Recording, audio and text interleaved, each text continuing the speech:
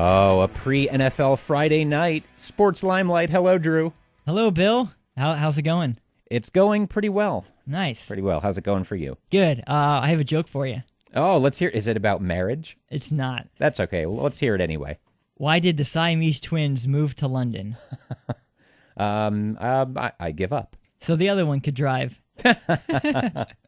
Good one. Why, thank you, Bill. On the Tecmo Super Bowl rankings, I would rank that joke good. Good? Not excellent, but not average or poor either. Oh, why, thank you. 3 out of 4. Not too shabby. So NFL Week 7 coming up. That's right. Before we begin, I'd like to congratulate you on your newly found marriagehood. Thank you. Thank you very much. Feels great. Nice. And thank you for being there. We had a blast. Good. I'm glad. Those tamales are pretty awesome. They were, yes. Best tamales ever. And that was, I think, the ultimate buddy hangout. It was, yeah. Anyway, now to more important things, right? Yeah, of course. Sorry, Sam. Don't worry, she doesn't listen to these. Week 7, NFL. Let's start by taking a look at your Bills, Drew. They had an exciting win, pulling it out in overtime against the Cardinals in Week 6, going to 3-3, a 4-way tie atop the AFC East. That was a sloppy, tough road win, but that's okay. It's a road win nonetheless. Yes. So I'll take it. And, yeah, with the other teams losing in the AFC East, after 6 games, it's all even again. Was this about where we were almost this time last year? Episode 1, when the Bills were tied for first place in the AFC East? Mm-hmm. Might have been Week 7 or 8. Right. Yeah, it was 4-2, I think. Wow. The Bills were looking promising, and you know what happened after that. Yeah. Hopefully they can do better this year. A lot better. Yeah. And that time last year, they were going into a showdown with the Patriots. This time, they go into a home date with the Tennessee Titans. Music City Miracle revenge game. Yes. If there's a game that they definitely need to win, or should I say not lose, it would be this game at home, especially coming before the bye week. And then you get a week off to prepare for Houston and Patriots again. Ooh, wow, tough schedule coming up. Yeah. I heard a stat this week that was encouraging for you. The Bills averaging over 5 yards a carry this year so far. You know, that's pretty good coming from the Bills. They're usually pass happy with Ryan Fitzpatrick there. But I'll take 5 yards a carry. Hopefully we can get some wins out of those stats. Yeah, and by contrast, the Titans averaging 3.5 yards a carry. So if you figure this would be a good game to rule the time of possession stat. That would be awesome. TOP. On top of top. Are you down with TOP? Yeah, you know me. To review your team here, the Giants. How about that pretty good win there against the 49ers? Wow, what a dominant 26-3 victory. Just playing about as physical a game as you could possibly hope for. Wow! When did you become the physical type? Hey, is that Griff? He came back from the future to tell us that. You know you've dominated your opponent thoroughly when there are calls for the backup quarterback.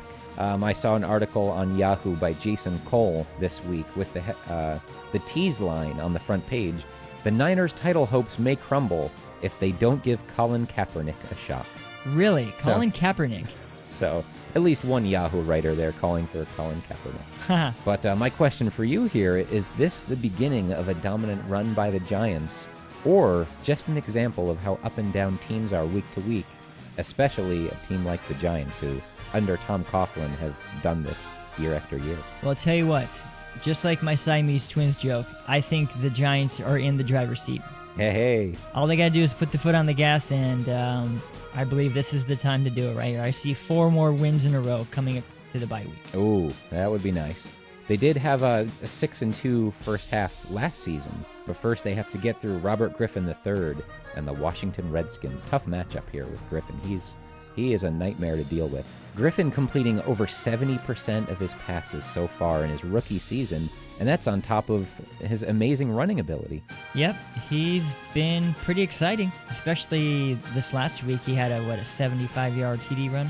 Oh, yeah. Coming off his so-called concussion. I don't know how serious it was, but it was a concussion.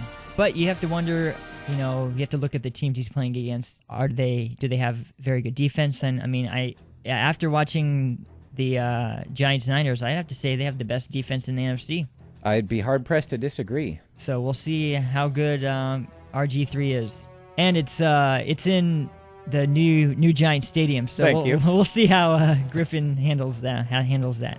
Good indicators for the matchup here. I love these in-depth stats.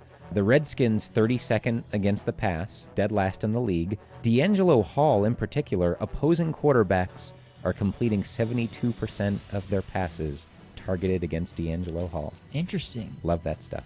Yeah, and it makes me wonder, the Giants have been successful running the ball the last 2 games. They have been. Ahmad Bradshaw, after I said he was fatally flawed on this show a couple of weeks back, 316 rushing yards in his last 2 games. You know, I sent that episode to Ahmad Bradshaw, so it probably lit a fire under his butt.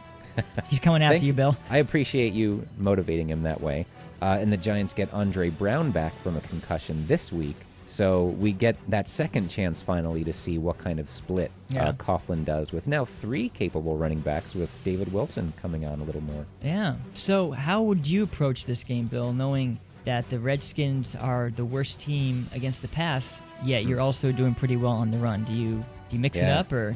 Great question. I love the game plan against the 49ers of Kevin Gilbride sticking with the run, really committing to being balanced in spite of the slow start running the ball. I think Bradshaw had 23 yards on 11 carries at halftime, and then they finally wore him down. It opened up. So even though the Redskins, again, 32nd against the pass, and Eli Manning sacked a league low 4 times this season, really speaks to the kind of precision and timing of that offense. Mm-hmm. I would still like quite a bit of the run to keep the Redskins honest, and then break those big plays in the passing game. And they will come. Now, I know that you guys had a couple of short field drives, when you went onto a roll. Yes. Intercepted 2 passes, so hopefully you don't get too many big punts from the Redskins pushing you back. Yeah. Now, Bill, I have the Giants winning the next 4 games in a row. Do you see them dominating as well? I have them winning 3 of the next 4 games. Another case of you never know how tough the schedule is going to be at the beginning of the season. Teams that you thought would be bad turn out to be good, and vice versa. I have them losing against the Steelers in a couple of weeks. Might have to rethink that. The Steelers are really banged up, 3-3, not firing on all cylinders, and I will save more in-depth analysis on them until I talk with my dad to see what's really going on, because I have not been following them too closely this year. My consumption of the NFL in the past few years has kind of been such through the Giants' lens that I take it week to week and learn about the opponents as the Giants face them. So, we haven't seen the Steelers in 4 years. Don't have the book on them very much right now. Well, it's a good thing you have a Steelers correspondent. Yes, I do. Do you have a prediction for this game, Drew? Giants-Redskins. Giants 5.5-point favorites. Well, like I said before, I think they're ready to rock and roll, and I see them winning pretty big here against the Redskins. Over 5 points. All right. How about you? Griffin is going to run for 2 touchdowns, and he's going to throw for 2 touchdowns. He's going to run for over 100 yards as well. He will drive the Giants' ends crazy. Jason Pierre-Paul said, "Don't run this way, go the other way." That may be out of fear, not out of confidence. Osi Umenyiora, problems with lane discipline. We saw that against the Eagles. The Redskins put up 28 points in this game, but the Giants put up 31. And while they don't cover the spread, I'll keep picking against the Giants against the spread. That's been working out well for me this year. For whenever I pick against them, they win the game. We'll continue that. Giants win, but don't cover. All right. Sounds exciting. I described a pretty good hypothetical game there. You did. Bills-Titans prediction, looping back to them. Bills-Titans. All right. So here's what's going to happen, Bill. All right. The Bills are going to be up by 5 with 5 seconds left. Oh, no. The Bills kick off to the Titans, and they do a flea flicker in the game, and he goes to the touchdown. Oh, so they lose. They know. Oh, wait. This isn't 1999. To be honest, the Bills kind of got lucky against the Cardinals with the missed field goal at the end, but I think that gives them the confidence, and they go back to Buffalo and handle the Titans. How about this? It's exactly the scenario you described. The Titans do the throwback thing, and they go and score, but it's ruled a forward pass. Oh, Buffalo man. wins. Nice. Bring on the replacement rest for that game. Oh, yeah, so, Bill, the Packers handled Texans pretty easily. Are you worried about them? Because you got them on your schedule, man. No. In fact, I think they're going to lose to the Rams this week. Packers just not a good defensive team. We saw that last year. They even, in spite of how far they got, they were ranked, 30th in pass defense. They just haven't gotten it together yet. Inconsistent. The Giants have, 4 or 5 more weeks till they play them. The night of the Rush concert for us. All right. So for now, I'll say I'm not afraid of them, but ask me again in a few weeks when I study them for the Giants' upcoming game with them. You know I will. Now, the Jets bounce back against the Colts at home. They especially got it back going in the running game, and take a drink here when you hear the phrase, the Jets ground and pound. Yep, I took a drink. There it is. Well, I mean, the Colts have a rookie quarterback. I mean, he's gonna surprise us with a couple of wins there, but There were rumors of Tebow playing a little running back. I don't know how substantiated those claims are. We'll see. Yeah, running back as in running back to the bench after the punt. And there's your Tebow talk for Week 7. All right, we'll move to a little baseball to wrap it up here. Yankees swept 4-0 by the Tigers. Alex Rodriguez, do you think he plays another game in a Yankee uniform? Yes, I think he does. He said he wants to stay. I mean, who else is going to take his $1 billion contract? Hey, he only has $0.1 billion left on that deal. All 5 right, more 10% years. right there. I like it. How sad. Speculation on New York radio this week was that they wouldn't have benched him in the playoffs if they didn't have an exit strategy, because that's a pretty humiliating thing, to do to a player of his stature. Right. So whether they might, you'd have to think that they'll pay the overwhelming remainder of his salary if they do trade him anyway. If it was up to me, I'd just cut him, and even if you have to pay him 100% of his remaining salary, just get him away from the team. Wow. Just like, I mean, Derek Jeter isn't as bad as A-Rod has been playing, but I think the Yankees will keep A-Rod around to sell tickets, because I think he's going to start breaking some records here in a couple seasons. If you mean strikeout records. Yes, any type of milestone to get the seats filled, I think that's what the Yankees are going to do. He's not coming anywhere near the home run record at this pace, that's for sure. And you mentioned Jeter. I wouldn't have given him $51 million before the year when he tried to hold the organization hostage with his past prestige. But, that's what you get with old guys. They break their ankles in Game 1 of the ALCS, so I don't care what happens with him. Swisher, last year of his contract, get out. Andrew Jones, old, get out. Ichiro?